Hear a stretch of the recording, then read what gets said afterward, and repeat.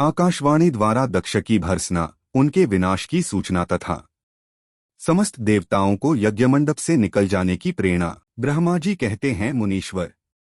इसी बीच में वहां दक्ष तथा देवता आदि के सुनते हुए आकाशवाणी ने यह यथार्थ बात कही, रे दुराचारी दक्ष, ओ दंभाचार परायण महामूढ़, यह तूने कैसा अनर्थकारी कर्म कर डाला। ओ मूर्ख, शिवभक्तराज दधीचि के कथन को भी तूने प्रामाणिक नहीं माना, जो तेरे लिए सब प्रकार से आनंददायक और मंगलकारी था। वे ब्राह्मण देवता तुझे दुस्सह शाप देकर तेरी यज्ञशाला से निकल गए, तो भी तुझ मूढ़ ने अपने मन में कुछ भी नहीं समझा। उसके बाद तेरे घर में मंगलमयी सती देवी स्वतः पधारी, जो तेरी अपनी ही पुत्री थीं, किंतु तूने उनका भी परम आदर नहीं किया। ऐसा क्यों हुआ? ज्ञान दुर्बल दक्ष, तूने सती और महादेव जी की पूजा नहीं की, यह क्या किया? मैं ब्रह्मा जी का बेटा हूँ ऐसा समझकर तू व्यर्थ ही घमंड में भरा रहता है और इसीलिए तुझ पर मोह छा गया है। वे सती देवी ही सत्पुरुषों की आराध्या देवी हैं अथवा सदा आराधना करने के योग्य हैं। वे समस्त पुण्यों का फल देने वाली, तीनों लोकों की माता, कल्याण स्वरूपा और भगवान शंकर के आधे अंग में निवास करने वाली हैं। वे सती देवी ही पूजित होने पर सदा संपूर्ण सौभाग्य प्रदान करने वाली हैं। वे ही महेश्वर की शक्ति हैं और अपने भक्तों को सब प्रकार के मंगल देती हैं। वे सती देवी ही पूजित होने पर सदा संसार का भय दूर करती हैं, मनोवांछित फल देती हैं तथा वे ही समस्त उपद्रवों को नष्ट करने वाली देवी हैं। वे सती ही सदा पूजित होने पर कीर्ति और संपत्ति प्रदान करती हैं। वे ही पराशक्ति तथा भोग और मोक्ष प्रदान करने वाली परमेश्वरी हैं। वे सती ही जगत को जन्म देने वाली माता, जगत की रक्षा करने वाली अनादि शक्ति और प्रलयकाल में जगत का संहार करने वाली हैं। वे जगन माता सती ही भगवान विष्णु की माता रूप से सुशोभित होने वाली तथा ब्रह्मा, इंद्र, चंद्र, अग्नि एवं सूर्यदेव आदि की जननी मानी गई हैं। वे सती ही तप, धर्म और दान आदि का फल देने वाली हैं। वे ही शंभु शक्ति महादेवी हैं तथा दुष्टों का हनन करने वाली परात्पर शक्ति हैं। ऐसी महिमा वाली सती देवी जिनकी सदा प्रिय धर्मपत्नी हैं, उन भगवान महादेव को तूने यज्ञ में भाग नहीं दिया। अरे, तू कैसा मूढ़ और कुविचारी है। भगवान शिव ही सबके स्वामी तथा परात्पर परमेश्वर हैं। वे समस्त देवताओं के सम्यक सेव्य हैं और सबका कल्याण करने वाले हैं। इन्हीं के दर्शन की इच्छा से सिद्ध पुरुष तपस्या करते हैं और इन्हीं के साक्षात्कार की अभिलाषा मन में लेकर योगी लोग योग साधना में प्रवृत्त होते हैं। अनंत धनधान्य और यज्ञयाग आदि का सबसे महान फल यही बताया गया है कि भगवान शंकर को दर्शन सुलभ हो।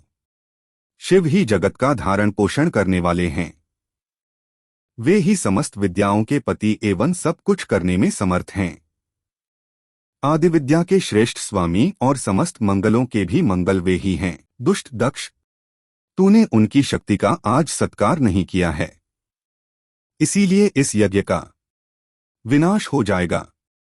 पूजनीय व्यक्तियों की पूजा न करने से अमंगल होता ही है। तूने परम पूज्य शिवस्वरूपा सती का पूजन नहीं किया है।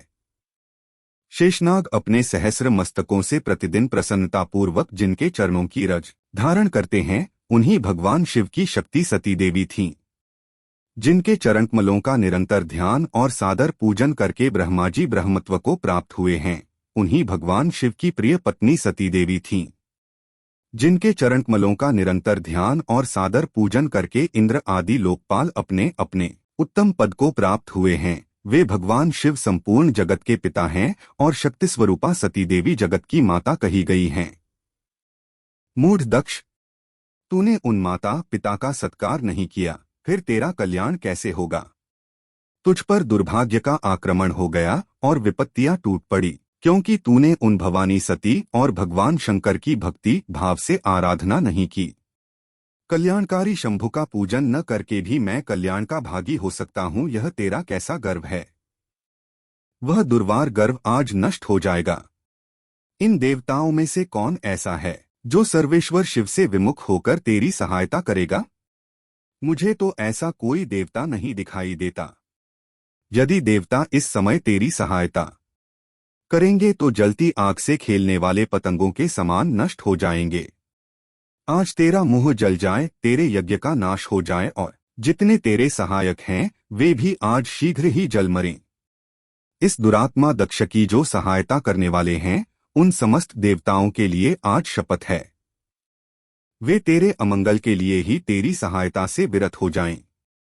समस्त देवता आज इस यज्ञमंडप से निकलकर अपने अपने स्थान को चले जाएं, अन्यथा सब लोगों का सब प्रकार से नाश हो जाएगा।